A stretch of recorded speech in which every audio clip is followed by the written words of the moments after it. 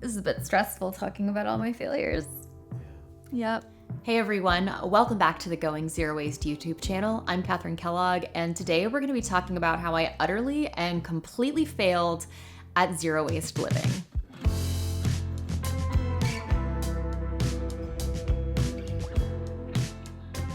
I'm always super curious how people find my platform, so if you could let me know maybe when you first stumbled across maybe my Instagram or my blog, or maybe the first time you saw this was on YouTube.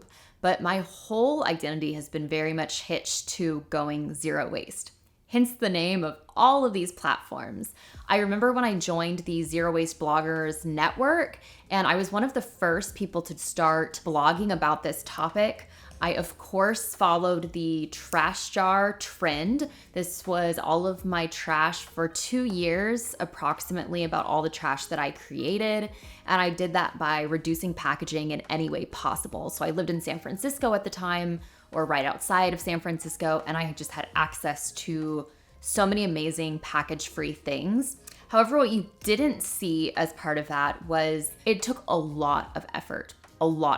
So where I lived, I would typically walk to the ferry. I would get on the ferry, and then I would take the train to the really, really big zero waste grocery store to stock up. Because it was so far away, I couldn't make that trip a lot, but it made it very, very difficult to do a really big stock up of items because it was so far away and I was carrying everything back on foot. So I'd carry all of these glass jars with me, and this whole ordeal would take 3 to 4 hours, which was such a privileged position to be in, to spend that much time out of my day away from the house. And looking back, that's why I stopped doing this. And so if you've been following my journey for a while, you'll know that I created a video that talked about reasons why the trash jar isn't real, and it's kind of an illusion, and everything that goes into that. And is driving 30 minutes, sitting in traffic, producing smog, is that better than just buying a plastic package? I'm not sure when we look at the big grand scheme of things. So that was one of the reasons why I quit. And then I started serving my local government. I was on the Beautification Commission, and I helped work on some policy, things like a dump day, because illegal dumping was a really big problem in our city. And so this was trying to organize a way to prevent illegal dumping from happening on the streets. I worked on a styrofoam ban that wound up not going anywhere, which was unfortunate, but it was still a really good learning process. And there was a lot of things I learned when I was serving my local government. So I really had a shift after about 2 years of focusing more on larger picture things and taking into account things like emissions and taking into account more than just the trash that we see. And then after about 2 years of being a little bit more relaxed, but also trying really, really hard to reduce single-use plastic in all areas, the pandemic hit.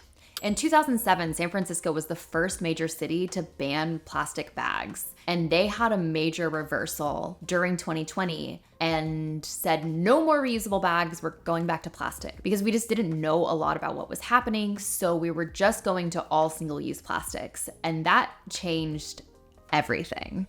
I think it's really interesting. You can see this in this screenshot from Google, how zero waste was trending and then how it peaked and then completely fell off and is still trending downward. And then at the end of 2021, Justin and I moved to Maine. And moving to Maine obviously changed a lot of things. I lost all of my systems. I lost all of the stores that I frequented. I lost everything that I built up. And then making that transition in a time where so many bulk bins were still closed and I didn't have access to a lot of things, it just really, really changed my relationship with zero waste living. Things like all of the jars and the containers and everything that I built up that I had searched and scoured for secondhand, I didn't bring with me on the move. We just didn't have room. And so we were prioritizing things like furniture rather than things like secondhand jars, especially because those are super breakable.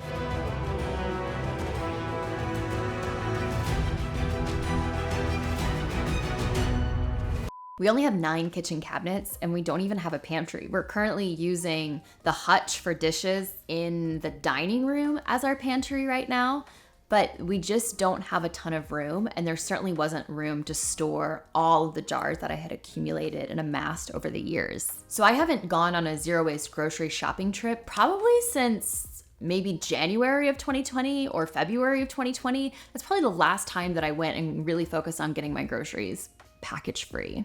When I've been at thrift stores and seen mason jars and other containers that I could refill to eventually build up more of a zero waste pantry, they have been so expensive. And I know that I always preach using the jars that you have and things that come on containers. And I definitely have been upcycling the jars that I've been getting and been working on that. But that takes a really, really long time to build up a collection large enough that you can actually put your groceries into. And then when I looked into buying new mason jars, I felt kind of guilty about it. And then I felt guilty about all of the plastic wrap that it comes into. So I've just kind of had this really weird relationship with trying to reignite more of a zero waste style pantry, which is something that I am going to tackle on this channel in a few weeks, because I do want to do a full reset series that's focusing on going through my zero waste pantry, creating more of a sustainable closet, and starting over, because I really do feel like I am completely starting over. I'm in a new place. I have lost all of my support systems when it comes to this, and I just have a lot of work to do. The only advantage I have is that I've done it before, so I can do it again. But I've also really failed in some basic things, like completely forgetting to bring my reusable mugs to the cafe. A major reason for that is when we moved, we donated and gave a lot of these things away to my friends. And I just, once again, don't have the right tools to be able to do that. I only have 2 reusable coffee mugs, and they don't have lids that actually attach. So you must carry them upright, which makes it really inconvenient if you're doing everything on foot. Or if you're going somewhere else, you can't throw it into your bag. I was working on home renovations for the house. I spent months peeling wallpaper, and I was filling up these massive bags of trash. And at that point, it just felt like, well, I'm creating all of this trash anyways. What's another coffee cup really gonna add to it? Which I know is not the right mindset to have. Trust me, I've preached against that mindset for years, but I had never really been in that position where I was creating so much trash that it felt hopeless. I never realized how good I had it when I was living in California and had access just to so many things. I think we've covered most of my major failures, which have been the lack of zero waste grocery shopping, takeout containers, and using quite a few disposables there. But I think there are also areas that I have really, really succeeded in that I've been really proud of on this journey. For instance, repairing. It's been one of my major goals, especially this year, is to really focus on repairing my products. Something that I would have done 5 years ago is I would have been terrified to buy super glue or to buy wood glue or to buy these things that came in plastic, even if it was for the good of repairing a product. A whole jar of wood glue was not going to fit in this jar. But now I've been really focused on repairing a lot of things and making them usable and making sure that they're loved and going to stay with me for a long time. I recently repaired a chair. I've been repairing so many of my clothes, and I've been focused on really making sure that I'm keeping major items out of the landfill rather than focusing on the little items.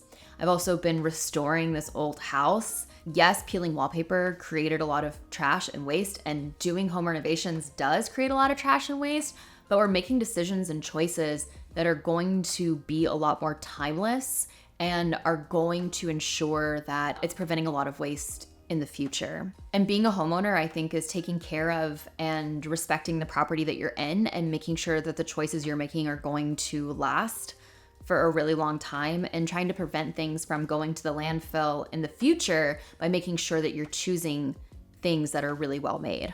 Another area I think I've really succeeded in is buying less.